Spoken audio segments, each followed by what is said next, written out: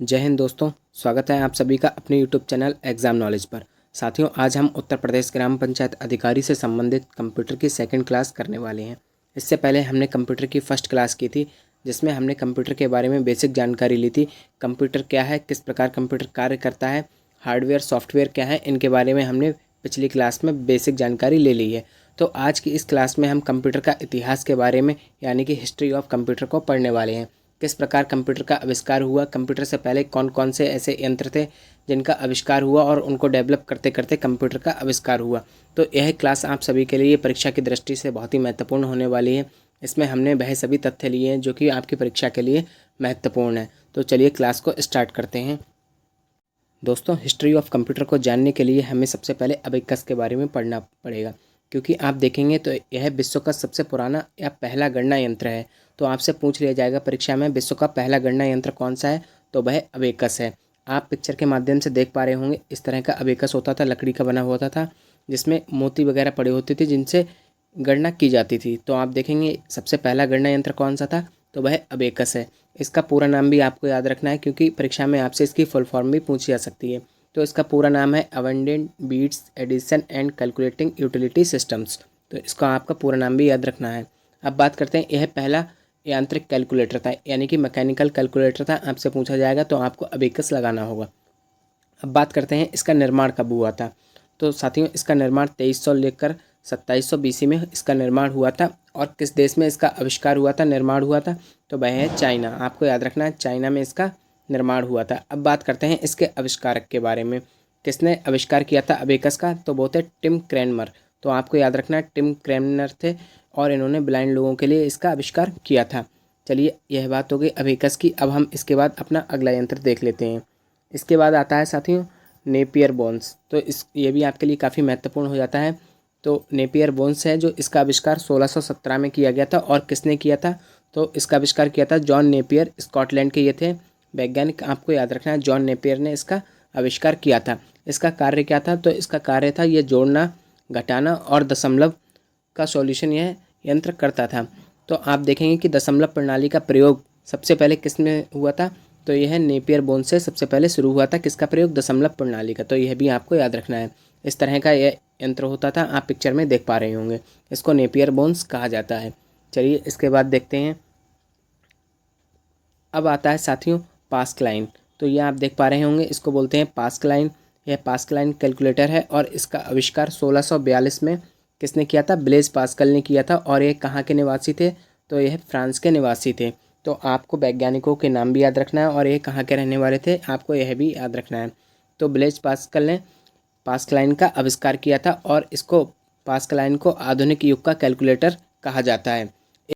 और आपको यह भी याद रखना है कि यह जो मशीन है पास्कलाइन कैलकुलेटर, यह किसके सिद्धांत पर कार्य करती थी, यह भी आपसे परीक्षा में पूछा जा सकता है। तो यह ओडोमीटर एवं घड़ी के सिद्धांत पर कार्य करती थी। तो यह पॉइंट भी आपके लिए इम्पोर्टेंट हो जाता है। चलिए आगे देखते हैं। इसके बाद अब हम बात करने वाले हैं लेबनीज का यांत्रिक कैलकुलेटर। तो यह आप देख पा रहे होंगे, यह है लेबनीज का यांत्रिक कैलकुलेटर, यानी कि मैकेनिकल कैलकुलेटर। इसका आविष्कार 1671 में आप देखेंगे तो वॉन गोटफ्रेड लेबनीज ने किया था। और यह कहाँ के निवासी थे, तो यह जर्मन के रहने वाले थे। इनके द्वारा इसका आविष्कार किया गया था। और इसको आप देखेंगे, लेबनीज का जो यांत्रिक कैलकुलेटर है, इसको रेकनिंग मशीन भी कहा जाता है। तो यह भी आपको याद रखना है, आपसे पूछ लिया जाएगा रेकनिंग मशीन किसको कहा जाता है, तो यह लेबनीज का यांत्रिक कैलकुलेटर को कहा जाता है। इसका प्रयोग आप देखेंगे तो कार, बाइक, स्कूटर के स्पीडोमीटर में इसका प्रयोग किया जाता है। अब बात करते हैं जैकार्ड लूम की। तो जैकार्ड लूम का आप देखेंगे 1801 में जोसेफ मैरी जैकार्ड ने इसका आविष्कार किया था। यह एक मशीन थी जिसमें आप देखेंगे ऐसी बुनाई मशीन थी जिसमें डिज़ाइन डालने के लिए होल किए हुए यानी कि छिद्र किए हुए कार्डों का प्रयोग किया जाता था। तो आप देखेंगे जो ये जैकार्ड लूम था, यह क्या था, तो यह एक बुनाई मशीन थी जिसमें आप देखेंगे जब डिज़ाइन डालनी होती थी तो उसमें कार्ड्स का प्रयोग किया जाता था इनपुट के लिए, जो कि कैसे होते थे, छिद्र किए हुए यानी कि होल किए हुए कार्ड्स का प्रयोग किया जाता था। चलिए यह कुछ यंत्र हो गए। अब हम थोड़ा सा विशेष व्यक्तियों के बारे में पढ़ लेते हैं, जिसमें कि आपका सबसे ज़्यादा इम्पोर्टेंट हो जाते हैं चार्ल्स बेबेज। तो हम सबसे पहले इन्हीं के बारे में पढ़ेंगे, चार्ल्स बेबेज जी के बारे में बात करते हैं। चार्ल्स बेबेज जी की, तो इन्हें कंप्यूटर का जनक यानी कि फादर ऑफ कंप्यूटर कहा जाता है। तो यह परीक्षा में काफ़ी बार आपसे पूछा जाता है कि फादर ऑफ कंप्यूटर किसको कहा जाता है, तो यह चार्ल्स बेबेज जी को कहा जाता है। इनके आप आविष्कार देखेंगे तो इन्होंने 1822 में डिफरेंस इंजन का आविष्कार किया था जो कि भाप से चलता था, लेकिन यह आविष्कार इनका बहुत ज़्यादा सफल नहीं रहा था और इसके बाद में ही इन्होंने 1833 में एक और आविष्कार किया जिसका नाम था एनालिटिकल इंजन। तो यह आविष्कार जो था इसके बाद इनको बहुत ज़्यादा प्रसिद्धि मिली और इस आविष्कार के बाद ही इन्हें फादर ऑफ कंप्यूटर कहा गया। तो आपको याद रखना है कि इन्हें फादर ऑफ कंप्यूटर किस आविष्कार के बाद कहा गया, तो एनालिटिकल इंजन के बाद इन्हें फादर ऑफ कंप्यूटर कहा गया। तो बात करते हैं जो एनालिटिकल इंजन था यह किस तरीके से कार्य करता था। तो हमने आपको बताया है कि जो आपका कंप्यूटर है उसमें जब हम कोई इनपुट देते हैं तो उसके बाद उसमें प्रोसेस होती है और प्रोसेस पूरी होने के बाद आपको एक आउटपुट दिया जाता है। तो यह जो एनालिटिकल इंजन था यह भी इसी बेस पर वर्क करता था, इसीलिए इनको फादर ऑफ कंप्यूटर कहा गया। इसमें हम इनपुट देते थे, फिर प्रोसेस होती थी और प्रोसेस होने के बाद आउटपुट मिलता था।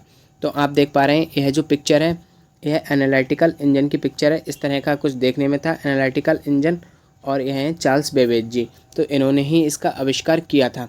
अब हम बात कर लेते हैं कि 1842 में आप देखेंगे तो जो एनालिटिकल इंजन था इसमें एक प्रोग्राम दिया गया था।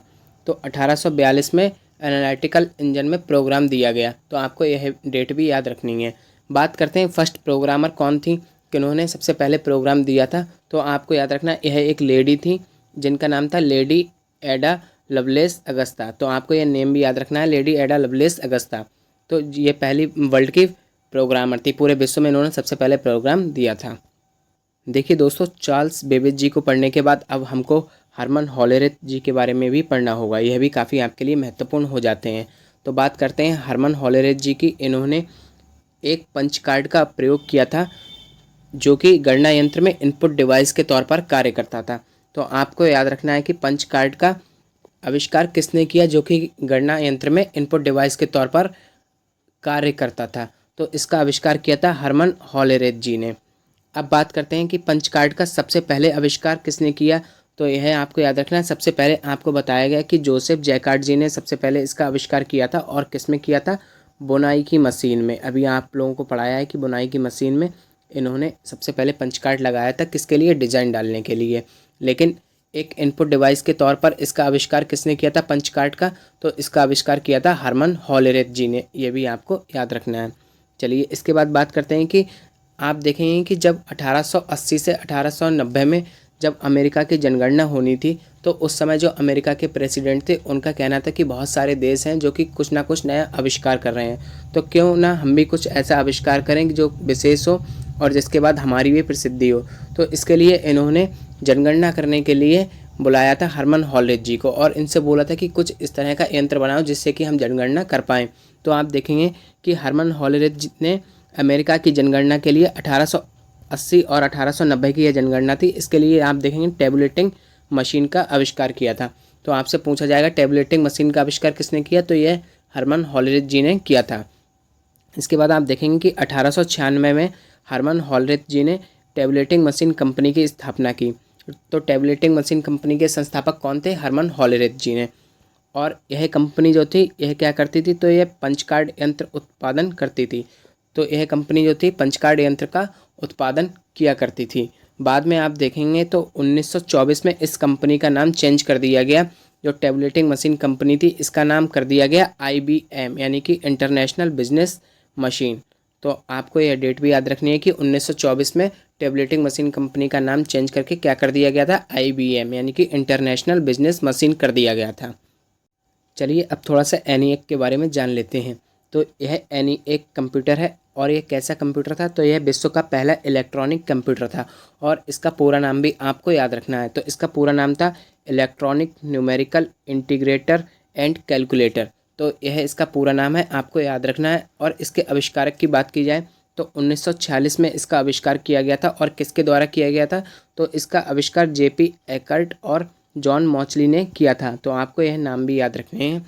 इसके बाद बात करते हैं जो यह ENIAC था यह पहला डिजिटल कंप्यूटर था। तो आपको याद रखना है पहला डिजिटल कंप्यूटर कौन सा था, इलेक्ट्रॉनिक कंप्यूटर कौन सा था, तो उसका नाम है ENIAC। अब बात करते हैं इसके अंदर आपसे पूछ लिया जाएगा किसका यूज़ किया गया था। तो इसके अंदर लाइट्स पहुंचाने के लिए, इलेक्ट्रिसिटी के लिए वैक्यूम ट्यूब और बल्ब्स का यूज़ किया गया था। तो यह आपको याद रखना है। ENIAC कौन था? तो यह विश्व का पहला इलेक्ट्रॉनिक कंप्यूटर था जिसके अंदर वैक्यूम ट्यूब और बल्ब्स का यूज़ किया गया था। अब बात कर लेते हैं इसके बाद में ग्रे 11 या फिर इसको बोला जाता है CDC 6600। तो इसका भी आपको याद रखना है, ग्रे 11 या फिर CDC 6600। तो यह क्या था? तो यह विश्व का पहला सुपर कंप्यूटर था। तो आपको याद रखना है विश्व का पहला सुपर कंप्यूटर क्या था? ग्रे 11 या फिर CDC 6600। और सुपर कंप्यूटर क्या होते हैं? तो सुपर कंप्यूटर वह होते हैं जिनकी स्पीड बहुत अधिक होती है और क्षमता भी बहुत ज़्यादा होती है, उनको सुपर कंप्यूटर कहा जाता है। सुपर कंप्यूटर का वर्क कहाँ होता है, आपको यह भी याद रखना है। तो देखिए, सुपर कंप्यूटर का जो यूज़ होता है वो बड़े बड़े गणितज्ञ मैथमेटिशियन करते हैं या फिर बड़े बड़े साइंटिस्टों द्वारा, वैज्ञानिकों द्वारा इसका प्रयोग किया जाता है।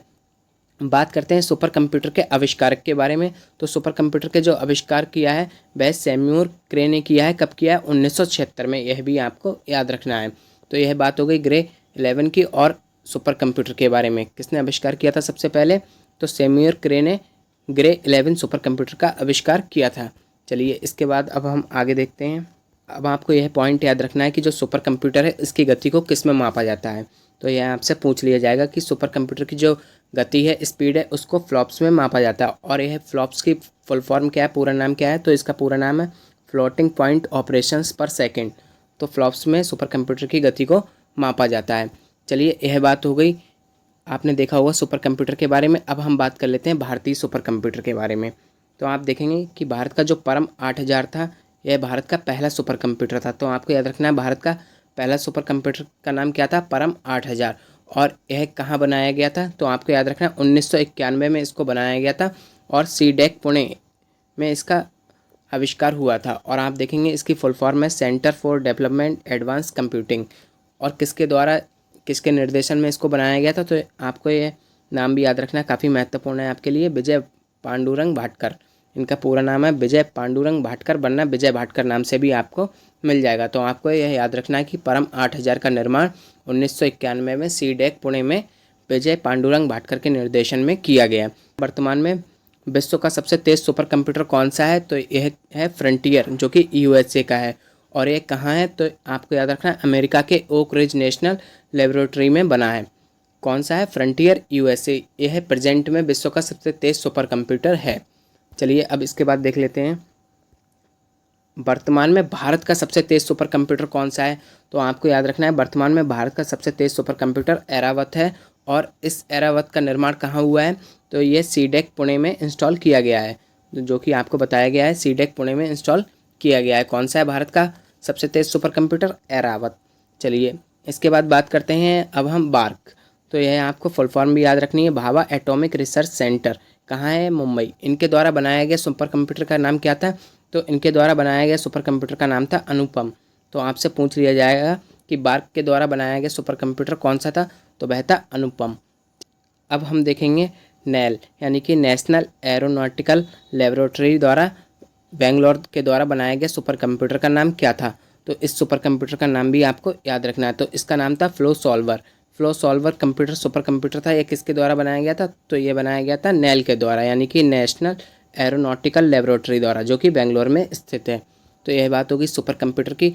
तो यह था कंप्यूटर का इतिहास। कंप्यूटर से संबंधित आपको सभी इतिहास बता दिया गया है। यही क्लास या आप किसी बड़े चैनल पर लेंगे तो आपको इतना ही डेटा कम से कम 2 से 3 क्लासेस में दिया जाएगा, जो कि आपके काफ़ी ज़्यादा समय ख़राब करेंगे। तो आप लोग हमसे ज़रूर जुड़िएगा ऐसे ही अपने कंटेंट के लिए और ऐसे ही क्लास के लिए। तो देखिए, यह तो क्लास की बात हो गई। अब हम थोड़ा सा इससे संबंधित कुछ प्रश्नों को भी देख लेते हैं। वन लाइनर प्रश्न है आपके लिए, देखेंगे आपके किस तरह के प्रश्न आपसे परीक्षा में पूछे जाते हैं, जो कि हमारे दोनों ही क्लासेस पर आधारित है, यानी कि फर्स्ट और सेकंड क्लास की बात कर रहे हैं। चलिए बात करते हैं। तो आप देखेंगे कि वह इलेक्ट्रॉनिक डिवाइस जो डेटा को स्वीकार करती है, उसके बाद में डेटा को प्रोसेस करती है और उसके बाद में हम लोगों को आउटपुट देती है और परिणामों को भविष्य में सुरक्षित रखने के लिए अपने अंदर स्टोर भी कर लेती है। तो ऐसी डिवाइस को क्या कहते हैं? तो साथियों, ऐसी डिवाइस कंप्यूटर कहलाती है, जिसके बारे में आपको फर्स्ट क्लास में अच्छे से बताया गया है। अब बात करते हैं कंप्यूटर के मुख्य भाग कितने होते हैं। तो दोस्तों, कंप्यूटर के मुख्य भाग 6 होते हैं। कौन कौन से होते हैं वह भी आप देख लेंगे। तो देखिए, कंप्यूटर के जो मुख्य 6 भाग होते हैं वह है CPU, इनपुट डिवाइस जैसे कि कीबोर्ड, माउस, स्कैनर आदि, और तीसरा होता है आउटपुट डिवाइस, जो कि प्रिंटर, मॉनिटर, स्पीकर आदि होते हैं।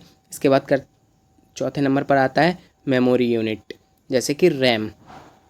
फिर पाँचवें पर आता है सेकेंडरी स्टोरेज और छठे पर आता है कम्युनिकेशन डिवाइस। तो इस तरह से आप देखेंगे कि कंप्यूटर के मुख्यतः 6 भाग होते हैं। यह परीक्षा में पूछा गया कि कंप्यूटर के मुख्यतः कितने भाग होते हैं, तो आंसर था 6 भाग, आपको याद रखना है। चलिए इसके बाद देखते हैं, कोई व्यक्ति कंप्यूटर साक्षर कब कहलाएगा। तो आपके जो ऑप्शंस थे उसमें जो सही ऑप्शन था वह था कि आवश्यक एप्लीकेशनों को चलाने में जो सक्षम होगा उसको कंप्यूटर साक्षर कहा जाएगा। इसके बाद बात करते हैं, कंप्यूटर प्रोसेस द्वारा इंफॉर्मेशन में परिवर्तित करता है। तो प्रोसेस द्वारा कंप्यूटर इंफॉर्मेशन में किसको बदल देता है, तो डेटा को। तो आप सभी को बताया है पहली क्लास में, डेटा जो है यह अव्यवस्थित आंकड़ों का समूह होता है, तो उसको हम डेटा कहते हैं। लेकिन जब प्रोसेस के बाद इसको व्यवस्थित कर दिया जाता है, तो जो व्यवस्थित आंकड़ों का समूह होता है उसको हम इंफॉर्मेशन यानी कि सूचना कहते हैं। अब बात करते हैं कंप्यूटर में डेटा किसे कहा जाता है। तो चिन्ह व संख्यात्मक सूचनाओं को डेटा कहा जाता है। इसके बाद बात करते हैं कंप्यूटर में डेटा का किस रूप में भंडारण होता है। तो बाइनरी रूप में कंप्यूटर में डेटा का भंडारण होता है। इसके बाद बात करते हैं कंप्यूटर पर जानकारी किस रूप में स्टोर की जाती है। तो कंप्यूटर पर जानकारी डिजिटल डेटा के रूप में स्टोर की जाती है। आगे देख लेते हैं, कुछ प्रश्न और हैं। तो आप देखेंगे कि प्रोसेस डेटा को किस रूप में जाना जाता है। तो अभी आपको बताया, जो हम डेटा देते हैं कंप्यूटर को, जब प्रोसेस के बाद वह व्यवस्थित हो जाता है तो उसको सूचना इन्फॉर्मेशन कहा जाता है। कंप्यूटर के किस भाग को छुआ और महसूस किया जा सकता है। तो ऐसा जो भाग होते हैं कंप्यूटर के जिनको हम टच कर सकते हैं, फील कर सकते हैं, उन्हें हार्डवेयर कहा जाता है। कंप्यूटर की सभी मशीनरी तथा उपकरण फिजिकल कंपोनेंट्स को कहा जाता है। तो फिजिकल कंपोनेंट्स यानी कि जिसको हम टच कर सकते हैं, फील कर सकते हैं, तो उनको हार्डवेयर कहा जाता है। इसके बाद बात करते हैं, किसी कंप्यूटर पर कार्य करने हेतु प्रयुक्त प्रोग्राम को कहते हैं। तो ऐसे प्रोग्राम्स के ग्रुप को, प्रोग्राम्स को सॉफ्टवेयर कहा जाता है। तो साथियों, यह थी हमारी आज की क्लास। आपको क्लास कैसी लगी कमेंट बॉक्स में ज़रूर बताएं और चैनल को भी सब्सक्राइब कर दें। और साथ ही इस क्लास से संबंधित सभी नोट्स को प्राप्त करने के लिए हमारे टेलीग्राम ग्रुप से जुड़ना ना भूलें। Thank you.